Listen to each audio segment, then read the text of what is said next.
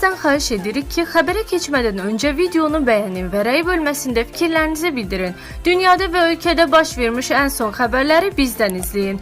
Bunun üçün kanala abunə olmağı və bildiriş simvolunu açmağı unutmayın. İndidən təşəkkürlər.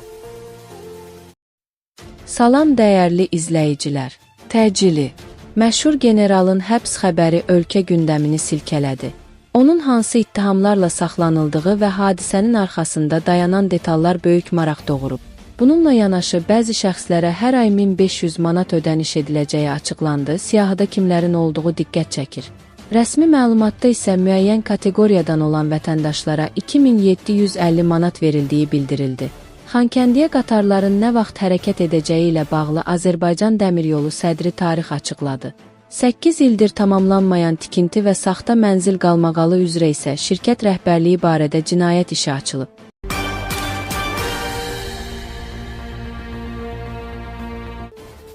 Suriya Daxili İşlər Nazirliyi Bəşər Əsəd hakimiyyəti dövründə Dera vilayətində Hərbi Hava Qüvvələri Kəşfiyyat İdarəsinə rəhbərlik etmiş keçmiş briqada generalı Xardal Əhməd Dayıbın həbs olunduğunu açıqlayıb. Keçmiş general mülki əhaliyə qarşı törədilmiş ağır cinayətlərdə ittiham olunur. Nocoment az xəbər verir ki, rəsmi ittihamnamədə Dayıbın məhkəmədən kənar edamların təşkilində birbaşa iştirakı, həmçinin İran və Hizbullah qruplaşması ilə sıx koordinasiyalı fəaliyyət göstərməsi xüsusi qeyd edilib. Bu həbs Əhməd Əşşaranın rəhbərlik etdiyi yeni administrasiyanın keçmiş rejimin qalıqlarından təmizlənmə və qanunsuzluqlara qarşı mübarizə strategiyasının növbəti addımı kimi qiymətləndirilir. Əli Səfərli.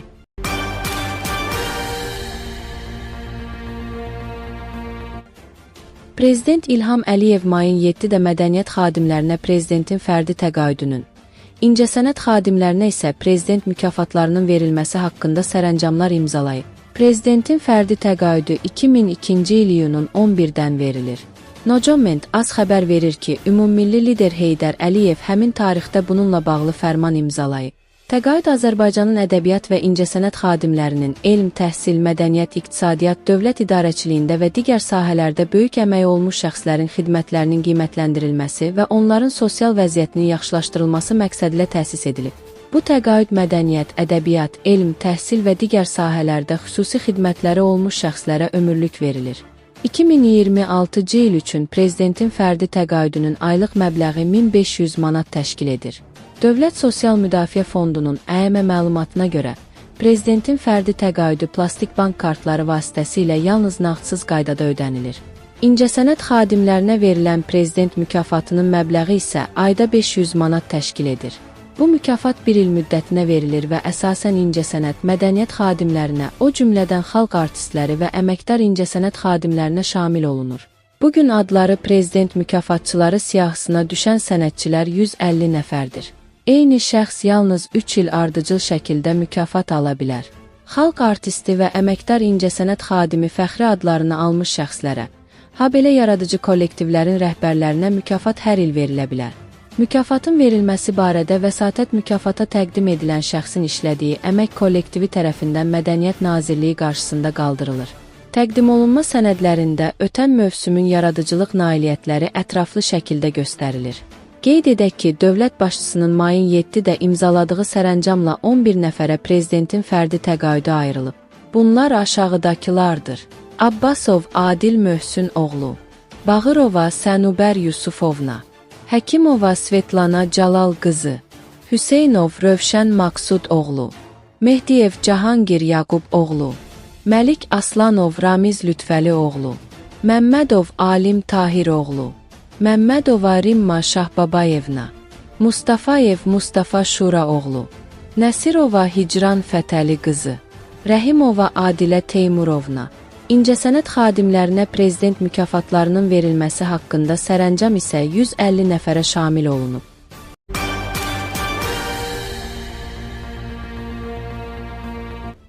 (1941-1945-ci illər 2-ci Dünya müharibəsi iştirakçılarına və Prezident İlham Əliyevin 24 aprel 2026-cı il tarixli sərəncamında nəzərdə tutulan digər şəxslərə birdəfəlik maddi yardımlar ödənilib. Bu barədə Milli Əza, Əmək və Əhalinin Sosial Müdafiəsi Nazirliyindən məlumat verilib. Bildirilib ki, sərəncama uyğun olaraq faşizmi üzərində qələbənin 81-ci il dönümü ilə əlaqədar həmin müharibənin iştirakçılarının hər birinə 2750 manat bir dəfəlik maddi yardım ödənilib.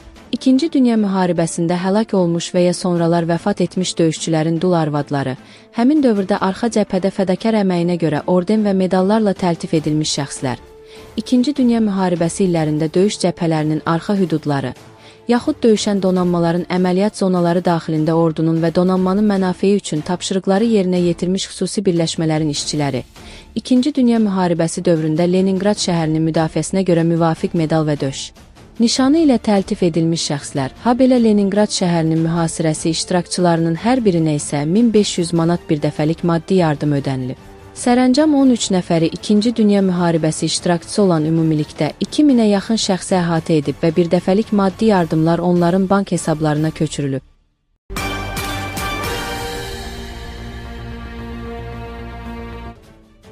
Bu ilin sonuna qədər Ağdam-Xankəndi dəmir yolu xəttinin tamamlanması işləri nəzərdə tutulub.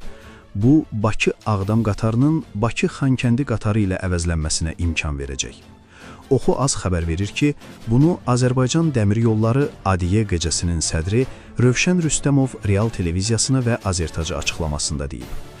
Burada bir məqamı diqqətə çatdırmaq istərdim ki, Bakıdan Ağdama qədər olan qatar reysini 32 kilometrlik Yevlax-Bərdə sahəsində 1960-cı illərin yolundan istifadə etməklə həyata keçiririk.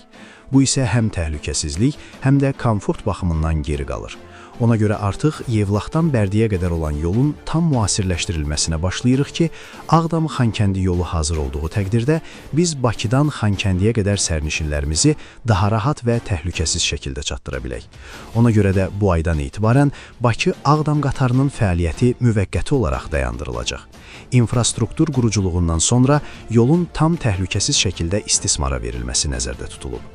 Bundan əlavə, şimal istiqamətində elektrik və işarə vermə işləri bitdikdən sonra sərnişin daşıma coğrafiyamızın regionlar arası istiqamətdə daha da genişləndirilməsi üçün gündəlik qatar marşrutunun açılması, eləcə də Bakı-Xankəndi gündəlik qatar marşrutunun istifadəyə verilməsi və digər regionlar istiqamətində qatarların coğrafiyasının genişləndirilməsi, qatarların sayının artırılması nəzərdə tutulub, deyə Rövşən Rüstəmov vurğulayıb.